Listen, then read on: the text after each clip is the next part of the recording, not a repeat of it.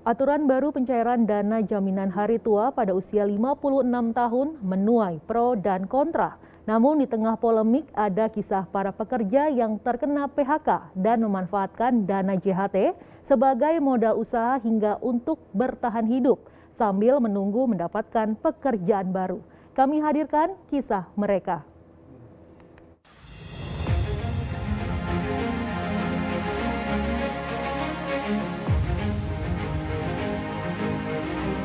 Baru 3 bulan terakhir, Sanyasdi Pandia membuka usaha minuman kekinian dan jasa pengiriman paket di kawasan Jakarta Timur. Keputusan berwirausaha dijalani usai Juli 2021 lalu, Sanyasdi terkena pemutusan hubungan kerja. Uang pesangon PHK dari perusahaan yang didapat lantas dijadikan modal usaha, namun jumlah tersebut masih kurang.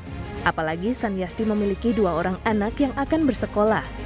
Ia lalu mencairkan dana jaminan hari tua BPJS Ketenagakerjaan. Selama bekerja 3 tahun lebih, Sanyasdi mengumpulkan saldo JHT sebesar 22 juta rupiah.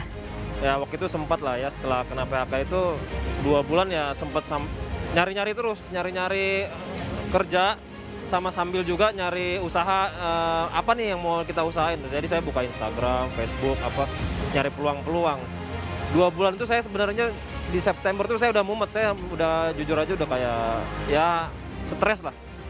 Ini kebetulan karena ada dana JHT ini membantu ya, karena saya bisa buka usaha ini sambil juga kemarin anak kan masuk TK, kebetulan TK-nya swasta, biaya masuknya tuh hampir 10 juta, jadi sama uang baju segala macam ya dari uang JHT itulah sangat membantu gitu, dan sisanya saya tabung untuk pegadaian tabungan emas.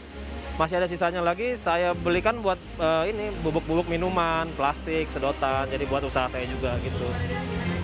Kalau nggak ada dana itu bingung, paling minjem-minjem ke orang. Pemutusan hubungan kerja juga dialami Veronica Ellen pada akhir Januari 2020 lalu. 1 tahun setengah, Veronica Ellen menganggur. Uang tabungan dan pesangon PHK dari perusahaan habis. Apalagi saat itu, kakaknya harus dirawat di rumah sakit karena COVID-19. Cara bertahan hidup terakhir didapat dari mencairkan dana jaminan hari tua. 2,5 tahun bekerja, Veronica Ellen mencairkan 7 juta lebih saldo JHT miliknya. Uang itu ia gunakan untuk bertahan hidup sampai mendapat pekerjaan. Saat ini, Veronica Ellen bekerja sebagai staf komunikasi di sebuah sekolah swasta kawasan Jakarta Barat.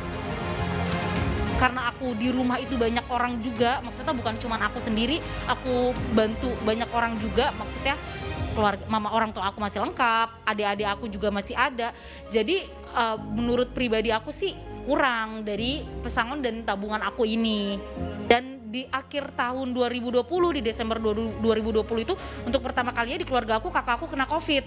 Jadi semakin ngebuat biaya hidup tuh, maksudnya bukan biaya hidup sih, aku tuh ngerasa kayak aku banyak pengeluaran, aku kasihan sama kakakku, jadi menurut aku harus bantu nih dengan uang sisa pesangon dan tabungan aku. Ya, dan akhirnya aku memutuskan untuk mencairkan JHT itu di akhir Desember tahun 2020. Ya, dipakai untuk bertahan hidup sih saya di tahun 2021, kan udah di 2020, nah ini di 2021. Betul, sampai di September 2021-nya aku mendapatkan pekerjaan. Bagi para pekerja, dana jaminan hari tua yang setiap bulan dipotong dari upah mereka sangat membantu kala terkena PHK sewaktu-waktu. Terlebih di tengah pandemi seperti saat ini. Para pekerja berharap pemerintah membatalkan aturan baru soal pencairan JHT pada usia 56 tahun.